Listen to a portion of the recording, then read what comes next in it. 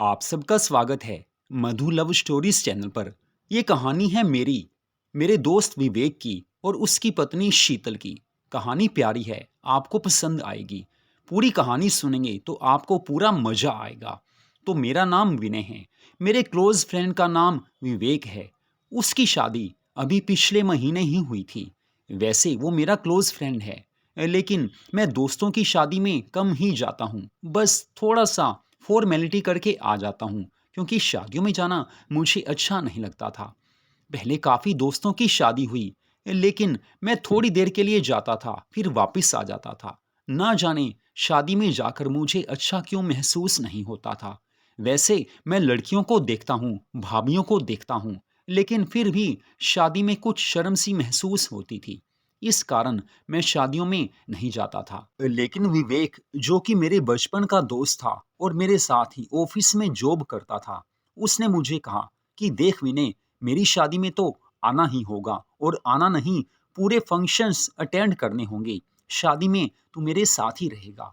हालांकि विवेक के और भी दोस्त थे, लेकिन उसने मुझे प्यार से बुलाया। मैंने सोचा हाँ कर देते हैं, बाद में देखी जाएगी। मैंने कहा अरे हाँ यार विवेक, तेरी शादी में क्यों नहीं आऊंगा, जरूर आऊंगा। हर फंक्शन अटेंड करूंगा। वैसे भी भाभी को भी तो देखना है। तो मैंने पूछा कि भाभी का नाम तो बता दो। उस समय वो कहने लगा कि तेरी भाभी का नाम शीतल है। मैंने कहा अरे यार, नाम तो जबरदस्त है, शीतल। वैसे नाम सुनकर मुझे कुछ कुछ अच्छा लगने लगा था, नाम ही प्यारा था। तो बस, अब वो शादी वाला दिन भी आ चुका था। शादी से 2 दिन पहले विवेक के घर फंक्शंस थे। विवेक का घर काफी बड़ा है, तो दोनों फंक्शन मैंने थोड़ी थोड़ी देर के लिए अटेंड किए थे।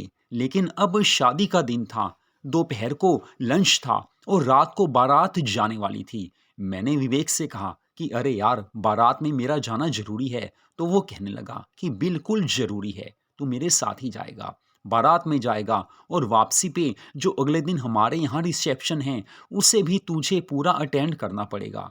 अब मैंने कहा अब जाना ही पड़ेगा, दोस्ती है, निभानी पड़ती है। और हो सकता है शादी में जाकर कुछ फायदा ही हो जाए, हो सकता है मुझे भी कोई लड़की पसंद आ जाए। तो मैं विवेक के घर सुबह ही चला गया था। दोपहर का लंच का फंक्शन बड़े अच्छे ढंग से हुआ, और रात को बारात के जाने का टाइम आ गया था। मैं भी रेडी होकर बाराती बन गया था।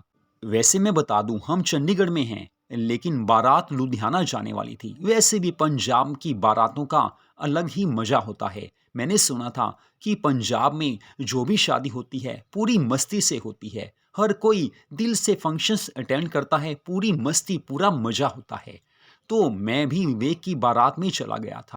फार्म हाउस में सारा अरेंजमेंट था, काफी बड़ा फार्म हाउस था। वैसे भी आजकल शादियां जहां पर गैदरिंग ज्यादा होती है, बड़े फार्म हाउस में ही होती हैं। तो अब शादी के फंक्शन को मैं अटेंड करने लगा था, लेकिन जब मैंने शीतल जी को देखा, यानी कि शीतल भाभी को देखा, मैं एकदम हैरान हो गया। इतनी प्यारी, इतनी खूबसूरत दुल्हन मैंने आज तक नहीं देखी थी। हालांकि विवेक ने पहले भाभी की स्नैप तो दिखाई थी, लेकिन स्नैप से कुछ ज़्यादा पता नहीं चलता। लेकिन अब मैंने शीतल भाभी को देखा तो देखता ही रह गया।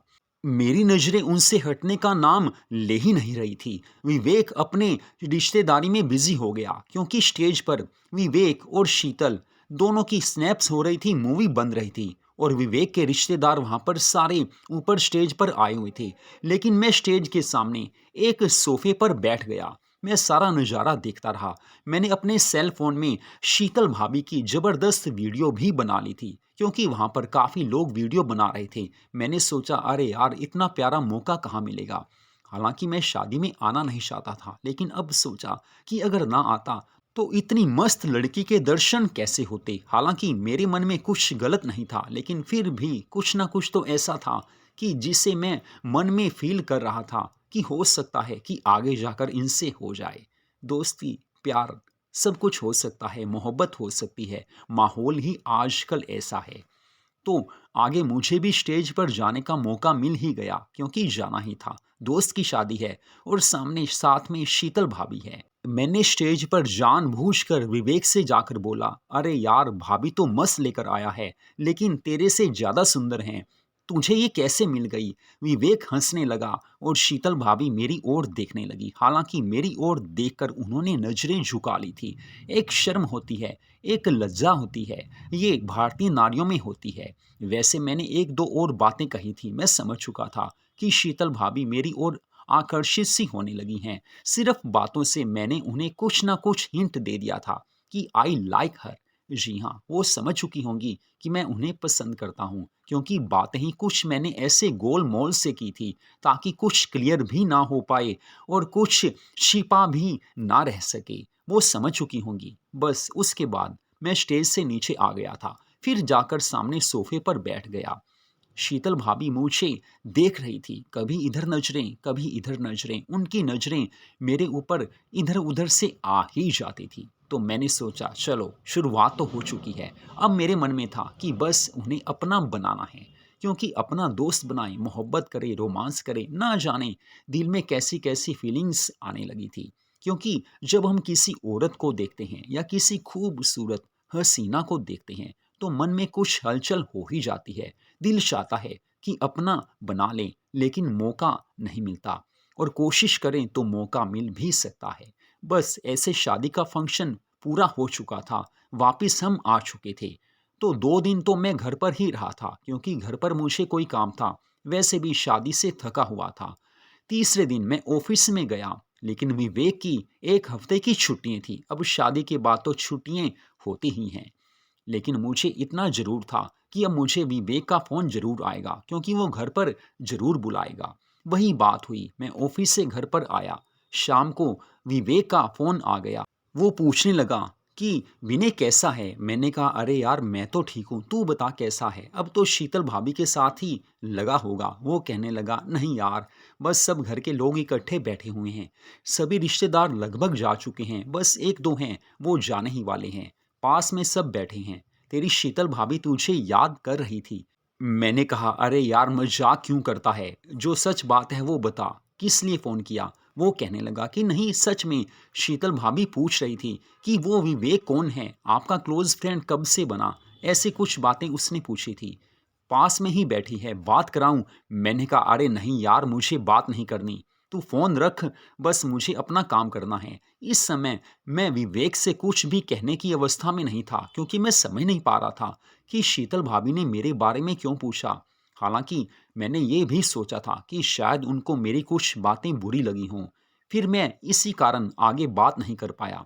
मैंने फ़ोन रख दिया था। उसके बाद मैंने 3-4 दिन विवेक को कोई भी फ़ोन नहीं किया। हफ्ता हो चुका था। अब विवेक ऑफिस में आ गया था। ऑफिस में वो आया तो काफ़ी खुश था। मैंने कहा अरे यार तेरी तो लॉटरी लग चुकी है। तुझे तो इतनी खूबसूरत बीवी मिली है कि बस उसके पास ही तेरा रहने का दिल करता होगा। तो विवेक कहने लगा नहीं ऐसा तो कुछ नहीं है, आजकल की लड़कियां सुंदर ही होती हैं। ये तो मुझे पता है कि घर पर क्या-क्या होता है। मैंने कहा अरे यार सच में शीतल भाभी काफ़ी अच्छी हैं, सुंदर हैं। वो कहने लगा हाँ, वो तो हैं, लेकिन क्या करें, हम तो आशिक मिजाज ठहरे। हमें तो जहाँ पर खूबसूरत हसीना नज़र आएगी, हम तो वहीं पर दिल हार बैठते हैं। मैंने कहा विवेक तू नहीं सुधरेगा, इतनी मस्त बीवी मिली है, तो अब उसके पल्लू से बंध जा, इधर-उधर मत देख। इसके बाद विवेक अपने काम में लग गया था। शाम को जाते समय उसने मुझे कहा कि चल घर पर चल, भाभी से मिल ले। मैंने कहा नहीं यार अच्छा नहीं लगता, अभी अभी तेरी शादी हुई है, कहाँ मिलूंगा? लेकिन विवेक कहाँ रुकने वाला था, जबरदस्ती वो मुझे अपने घर ले ही गया। उस समय शीतल भाभी ने गुलाबी रंग की जबरदस्त प्यारी सी साड़ी डाली हुई थी, मुझे अब भी याद है। गुलाबी साड़ी साथ में रेड कलर का ब्लाउज था, इतनी मस्त वो लग रही थी। वैसे भी शादी के इमीडिएट बाद हर लड़की ने चूड़ा डाला होता है, पूरी दुल्हन की तरह वो लग रही थी। मेकअप भी उन्होंने प्यारा सा किया हुआ था। उनकी आंखों में वो कुछ कयामत का नशा था कि मैं उनको देखता ही रह गया। उनकी आंखें कुछ नशीली सी थी। होती हैं, कुछ लड़कियों की आंखें ऐसी होती हैं कि उनमें डूब जाने को दिल करता है।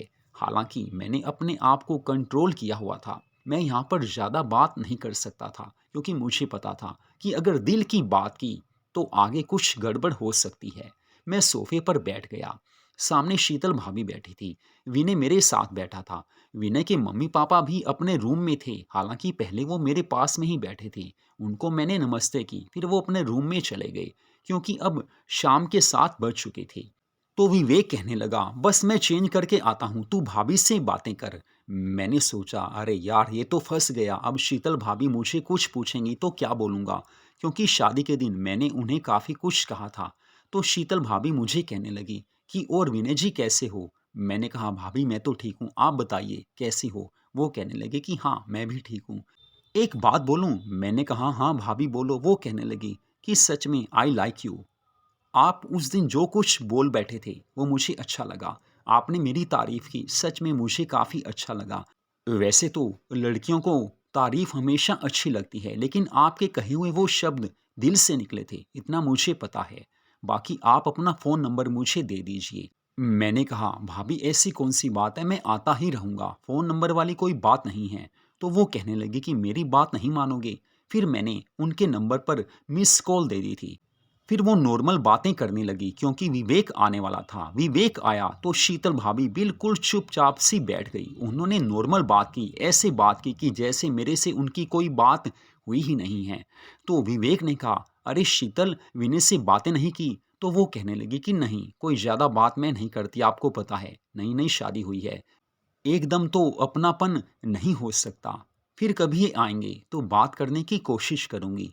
मैं समझ चुका था कि शीतल भाभी सब कुछ छिपाना चाहती हैं। मैंने भी कहा, अरे विवेक कोई बात नहीं, भाभी पहली बार बात कैसे करेंगी, अभी जान पहचान हुई है, अगली बार जब कभी मिलेंगे तो बातें जरूर करेंगे।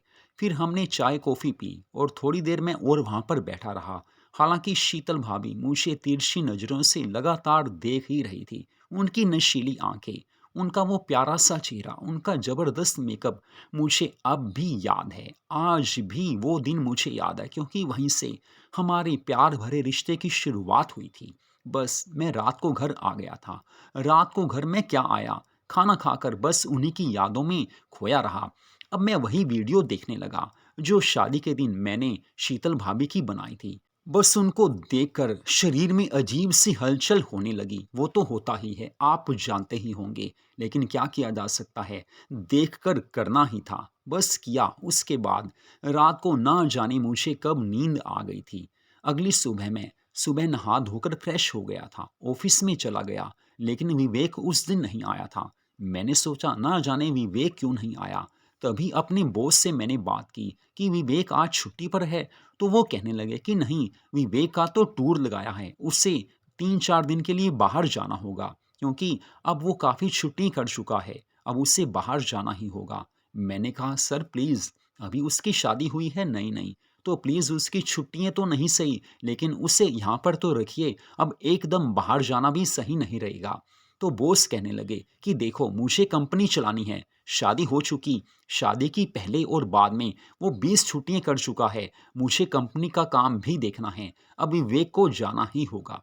तो मैंने कहा, सर जैसा आप सही समझें। तभी विवेक आ गया था। वो मुझे कहने लगा कि मुझे 3-4 दिन के लिए बाहर जाना है, थोड़ा घर में आकर मम्मी पापा से मिल लेना और शीतल भाभी का ध्यान रखना क्योंकि उन्हें यहाँ के बारे में कुछ पता नहीं है। तुझे पता है घर में और कोई तो है नहीं, शीतल भाभी को कुछ चाहिए तो बाजार से लेकर उन्हें दे देना। मेरे मन में लड्डू फूट रहे थे, ऐसा मस्त मौका और वो भी इतनी जल्दी। मैं तो शीतल भाभी का दीवाना पहले से ही था, अब और ज़्यादा बड़ा मौका मिल गया था। तो विवेक ऑफिस में अपना ज़रूरी काम करने लगा। दोपहर को वो ऑफिस से निकल चुका था क्योंकि रात को उसने टूर पर जाना था और लगभग 3 या 4 दिन तक उससे बाहर ही रहना था। तो मैं शाम को अपने घर आ गया था। नहा धोकर मैं फ्रेश हो गया क्योंकि शाम को भी मैं ज़रूर नहाता हूँ। उसके बाद रात को मैंने खाना खाया, बस रात को खाना ही खाया था। शीतल भाभी की याद ही कर रहा था। उस समय 11 बजे का टाइम था।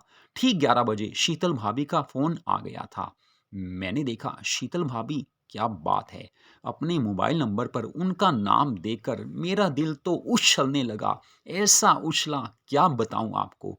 बस फिर वो कहने लगी कि और विनय जी कैसे हो? मैंने कहा, भाभी सब ठीक है। तो वो कहने लगी कि बस दिल नहीं लग रहा था, तो मैंने सोचा आपसे बात ही कर लूँ। दोस्त बनोगे? मैंने कहा, शीतल भाभी दोस्त क्या आप मुझे अपना देवर भी बना सकती हो? वो कहने लगी कि यार क्या बात है, मुझे ऐसा दोस्त पसंद है जो दिल की हर बात कर सके। विवेक हस्बैंड तो हैं लेकिन मैंने इन 10 दिनों में देखा है कि वो वैसे नहीं हैं जैसा मैंने चाहा था। अब आपको पता है कि हर लड़की की कुछ उम्मीदें होती हैं कि हस्बैंड ऐसा हो, वैसा हो, कुछ ना कुछ उम्मीद तो होती ही है, कुछ सपने होते हैं, लेकिन मुझे लगा है कि मेरे सपने वो पूरे नहीं कर सकते। हालाँकि हम दोनों में रिलेशन तो हो चुका है, लेकिन कुछ बातें ऐसी होती हैं जो उनमें नहीं हैं। वो मज़ा वो नहीं दे सकते, वो प्यार वो नहीं दे सकते। उनका मन ना जाने किधर रहता है। एक तो उनके सेल फ़ोन पर ना जाने किन-किन के फ़ोन आते रहते हैं। रात को करते हुए भी उनके फ़ोन आ जाते हैं। अब ऐसे टाइम में फ़ोन अटेंड तो कोई भी नहीं करता, लेकिन ये 2-4 मिनट के बाद फ़ोन कर ही लेते हैं। बस आधा घंटा लगे रहते हैं। ये बात मुझे कुछ जमी नहीं। आपको पता है कि किनके फ़ोन आते हैं? मैंने कहा, शीतल भाभी आपने मुझे अपना दोस्त कहा है, तो मैं बता दूँ कि विवेक की काफ़ी गर्लफ्रेंड्स हैं, बस उनके फ़ोन आते हैं। तो शीतल भाभी कहने लगी कि आपने बता दिया अच्छी बात है, लेकिन मैं भी ज़बरदस्त हूँ, मैं भी लड़की हूँ, मॉडर्न हूँ और मुझे ये बात पता चल चुकी है। देखो यार, शादी से पहले इनकी गर्लफ्रेंड्स होंगी, लेकिन शादी के बाद सुधर जाना चाहिए। मेरे भी बॉयफ्रेंड्स थे, लेकिन मैं सुधर चुकी हूँ। लेकिन क्या करूँ, अब दोस्त बनाने ही पड़ेंगे, क्योंकि मैं भी अकेलापन महसूस कर रही हूँ। एक इंसान जो मेरे से शादी कर चुका है, रात को मेरे से कर रहा है, ठीक उस टाइम अगर किसी का फ़ोन आता है, वो फ़ोन में बिज़ी हो जाए, ये बात कुछ अच्छी नहीं लगती। बस मैं यही सोच रही हूँ कि चाहे मैं ससुराल में हूँ, लेकिन फिर भी अकेलापन है। ये मुझे दिल से अपना नहीं सके, तो मैं इन्हें अपना कैसे मान सकती हूँ? विनय देखो, मैंने तुम में एक अच्छा इंसान देखा है। तुमने मेरी तारीफ़ की थी, वो अलग बात है। तारीफ़ सुनना अच्छा लगता है, लेकिन तुम्हारी आँखों में एक अपनापन देखा, एक प्यार देखा। बस तभी से मैं तुम्हें अपना समझने लगी थी। मेरे दोस्त तो तुम बन ही चुके हो। थोड़ा दिल में एक तमन्ना है, अगर तुम आ सकते हो तो घर पे आ जाओ। बस थोड़ा कुछ दिल की बातें करनी हैं, कुछ ऐसी बातें होती हैं जो फ़ोन पर नहीं की जा सकती। तो मैंने उनसे कहा कि मुझे तो कोई दिक्कत नहीं है, वैसे मैं आपको दिल से पसंद करता हूँ, लेकिन मेरे मन में कुछ ऐसा नहीं है। मैं तो आपकी रिस्पेक्ट करता हूँ। हाँ, आप प्यारे लगते हो। आप जो व्हाट्सएप स्टेटस डालते हो मैं ज़रूर देखता हूँ, उसकी वेट में रहता हूँ। तो शीतल भाभी कहने लगी कि सच बताऊँ, वो स्टेटस आपको दिखाने के लिए ही होता है, वैसे औरों के लिए मुझे कोई इतनी परवाह नहीं है। मैंने कहा थैंक्स यार। वो कहने लगी कि थैंक्स की कोई बात नहीं है। जब प्यार होता है दोनों ओर से होता है, तो प्लीज़ आप घर पे आ जाओ। मैंने कहा आपके सास ससुर वो क्या कहेंगे? तो भाभी कहने लगी कि वो तो कब के सो चुके हैं, वैसे भी आप दोस्त हो, घर पे आते ही हो, तो मुझे वैसे भी आपसे बात करनी है, बाकी आप समझदार हो, आगे आपकी अपनी इच्छा है। तो मैंने कहा अरे कोई बात नहीं भाभी, मैं आपको रिंग कर दूंगा घर के बाहर आकर, आप उसी समय गेट खोल देना। तो वो कहने लगी कि थैंक्स यार, तुमने मेरी बात मान ली। तो मैंने कहा बस आ रहा हूँ। मैं उसी समय रेडी होकर घर से निकल पड़ा था। मुझे लग रहा था कि क्या बात है यार, तेरी तो लॉटरी लग गई है। बस ये मैंने सोच लिया था कि भाभी ने दिल की बात की है, दोस्त माना है, विश्वास नहीं तोड़ूँगा, अपना बनाऊँगा, लेकिन हमेशा के लिए बनाकर रखूँगा। तो मैं बाइक लेकर उनके घर के बाहर चला गया था। मैंने सेल फ़ोन पर उनके बेल मारी, वो आ गई थी। उसके बाद वो मुझे अपने बेडरूम में ले गई। फिर मैंने कहा कि भाभी, क्या बात है, आप तो हर ड्रेस में मस्त लगती हो। इस व्हाइट नाइटी में तो आप काफ़ी प्यारी लग रही हो। वो थैंक्स कहने लगी। फिर हम बेड पर ही बैठ गए थे। वो कहने लगी कि देखो यार, मैंने तुम में अपनापन देखा है। तुमसे मुझे प्यार हो गया है। एक दोस्त के नाते मैंने तुम्हें यहाँ पर बुलाया है। थोड़ी बातें करते हैं, कुछ प्यार भरी बातें, कुछ खाना-पीना, कुछ मौज, कुछ मस्ती। मैंने कहा, हाँ भाभी, आपका मैं पूरा साथ दूँगा। उसके बाद हम कोल्ड ड्रिंक पीने लगे थे, काफ़ी कुछ खाया-पिया। फिर भाभी कहने लगी कि चलो अब सो जाते हैं। मैंने हँसते हुए कहा कि भाभी आप सो पाओगी? वो हँसते हुए कहने लगी कि अरे यार, कहते तो ऐसे ही हैं। बाकी समझदार को इशारा काफ़ी होता है। फिर हम दोनों प्यार की भावनाओं में खो गए। मुझे अच्छा लगा था कि उन्होंने मुझे एक दोस्त बना लिया था और मुझे वो प्यार मिला था कि जिसके बारे में बताया नहीं जा सकता। मॉर्निंग में मैं जल्दी ही उठकर अपने घर चला गया था। अगली सुबह मैं जब ऑफिस में गया, तो मुझे पता चला कि अभी विवेक को हफ्ता बाहर रहना है। उसी समय मैंने शीतल भाभी को फ़ोन कर दिया और कहा कि शीतल भाभी, एक प्यारी सी न्यूज़ है। वो कहने लगी कि प्यारी न्यूज़ मैं तुम्हें देती हूँ। अभी-अभी विवेक का फ़ोन आया था, अभी उससे 1 हफ़्ता और बाहर रहना है। तो यही न्यूज़ होगी। मैंने कहा हाँ यार भाभी, यही थी। तो वो कहने लगी कि मैं आपसे ना बाद में बात करती हूँ, थोड़ा फ्रेश होने लगी थी। फिर मैंने कहा कि 2 मिनट। वो कहने लगी कि बोलो। दोस्त तो प्यार किया है, दोस्ती और प्यार तो निभाना ही पड़ेगा। फिर मैंने कहा अगर आप चाहो तो आज हम होटल में मिल सकते हैं, दोपहर का लंच। वो कहने लगी कि आपने मेरे मन की बात कह दी, मेरा दिल भी यही था। बाकी दोपहर को मिलते हैं, होटल में खाना खाते हैं, बाकी रात का प्रोग्राम हम बनाते हैं कि क्लब में चलना है या होटल में चलना है। आज बस तमन्ना पूरी करनी है, मुझे होटल में जाना है, यहाँ पर मूवीज़ देखनी है क्योंकि चंडीगढ़ मैं घूमी नहीं हुई हूँ। तो मैंने कहा अरे शीतल भाभी, चिंता मत करो, आपको मैं सारा चंडीगढ़ घुमाऊँगा। वैसे भी विवेक का फ़ोन मुझे पहले आया था कि भाभी का ध्यान रखना। जाते-जाते भी उसने कहा था कि भाभी की ज़रूरत को पूरी करना, कुछ लाने के लिए बोले तो लेते आना। तो अब आप मेरे साथ ही हो। तो शीतल भाभी कहने लगी कि दोपहर को मिनी स्कर्ट डालकर आऊँगी, रात को जो तुम कहोगे वही डालूँगी। फिर मैंने उनसे पूछा कि आप अभी कहाँ हो? वो कहने लगी कि अपने बेडरूम में ही हूँ, बस अब नहाने लगी हूँ। तो मैंने कहा कि 2 मिनट वीडियो कॉल करेंगी? वो कहने लगी कि अरे क्यों नहीं, आपकी हर बात मानूँगी। जब दोस्ती है, प्यार है, तो एक-दूसरे की बात माननी ही पड़ेगी। उसके बाद हम वीडियो कॉल पर 20 मिनट बातें करते रहे। तो मधु लव स्टोरीज चैनल पर इस कहानी को आपने सुना। ऐसी मस्त कहानियों को सुनने के लिए हमारे चैनल को सब्सक्राइब जरूर कीजिए, क्योंकि हमारे चैनल पर आपको ऐसी कहानियों वाली वीडियोस हर रोज मिलती रहेंगी।